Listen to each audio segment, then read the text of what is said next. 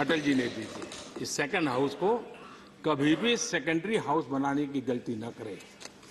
अटल जी की उन बात को जब मैं पढ़ रहा था तो मुझे भी लगा कि कुछ को इसको आज के संबंध में कुछ नए तरीके से अगर प्रस्तुत करना है तो मैं कहूंगा कि राज्यसभा सेकंड हाउस है, सेकेंडरी हाउस कभी भी नहीं है और भारत के विकास के लिए इसे सपोर्टिव हाउस बने रहना चाहिए।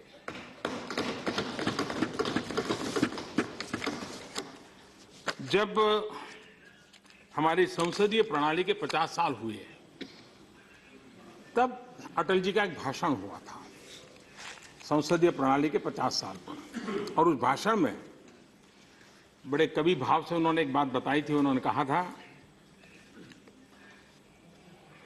एक नदी का प्रवाह तभी तक अच्छा रहता है जब तक कि उसके किनारे मजबूत होते हैं।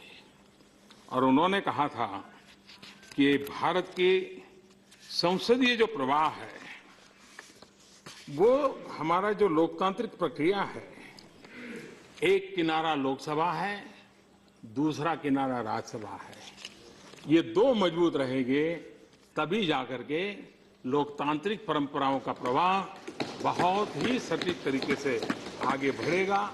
ये बात आदरणीय अटल जी ने उस समय कही थी।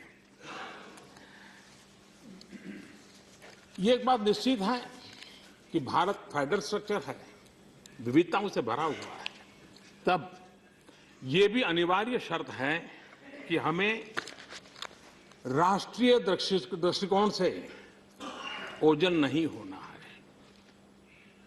राष्ट्रीय दृष्टिकोण को हमने हमेशा ही केंद्रवर्ती रखना ही होगा, लेकिन हमें राष्ट्रीय दृष्टिकोण के साथ क्षेत्रीय जो हित है इसका संतुलन भी बहुत सटीक तरीके से बनाना पड़ेगा।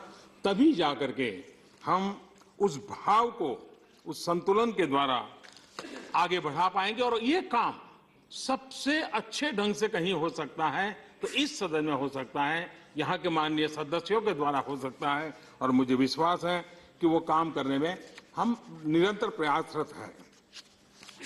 राज्यसभा एक प्रकार से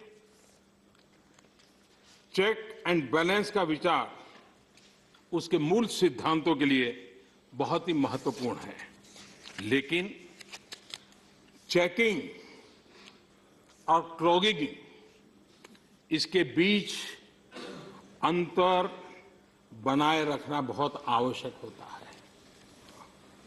बैलेंस एंड ब्लॉकिंग इसके बीच भी हमें बैलेंस बनाए रखना बहुत आवश्यक होता है। एक प्रकार से हमारे अनेक महानुभाव ये बात बार बार कहते हैं कि भाई सदन चर्चा के लिए होना चाहिए, संवाद के लिए होना चाहिए, विचार विमर्श के लिए होना चाहिए।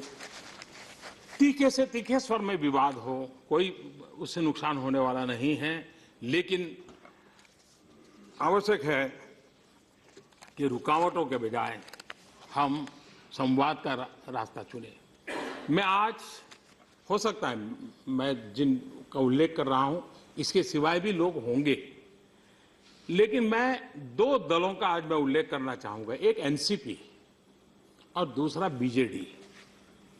और किसी का नाम छूट जाए तो मुझे क्षमा करना, लेकिन मैं दो का उल्लेख कर रहा हूं। इन दोनों दलों की विशेषता देखिए, उन्होंने खुद ने डिसिप्लिन तय किया है कि हम वेल में नहीं जाएंगे, और मैं देख रहा हूं एक बार भी उन्होंने एक भी सदस्य ने नियम को तोड़ा नहीं है। हम सभी राजनीतिक दलों को सीखना होगा, इंक्लूडिंग माय पार्टी, हम सबको सीखना होगा कि ये नियम का पालन करने के बावजूद भी न एनसीपी की राजनीतिक विकास यात्रा को कोई रुकावट आई है, न बीजेडी की राजनीतिक विकास यात्रा को रुकावट आई है। मतलब वेल में न जाकर के भी लोगों के दिल जीत सकते हैं, लोगों का विश्वास जीत सकते हैं।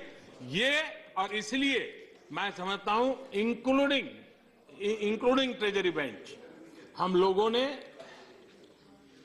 ऐसी जो उच्च परंपराएं निर्माण जिन्होंने की है उनका कोई राजनीतिक नुकसान नहीं हुआ है। क्यों ना हम उनसे कुछ सीखें।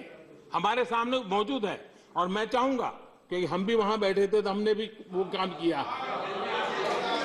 और इसलिए मैं इस सारे सदन के लिए कह रहा हूं कि हम एनसीपी बीजेडी दोनों ने जो ये बहुत उत्तम तरीके से इन चीज को डिसिप्लिन फॉलो किया, ये कभी न कभी इसकी चर्चा भी होनी चाहिए, उनका धन्यवाद करना चाहिए। और मैं मानता हूं आज जब 250 सत्र कर रहे हैं तो ऐसे उत्तम जो घटना है उसका जिक्र होना चाहिए और लोगों के ध्यान में लानी चाहिए।